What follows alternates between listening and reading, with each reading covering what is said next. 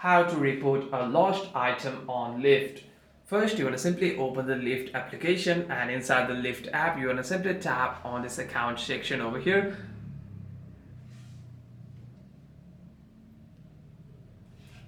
And by doing so, you'll be able to see your account's profile. Inside your account's profile, you want to simply tap on Get Help over here at the bottom of this screen.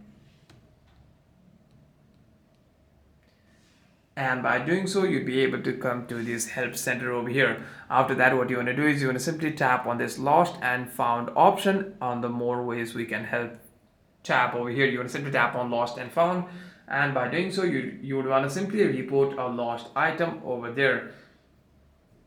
However, Lyft cannot guarantee that the lost item will be recovered.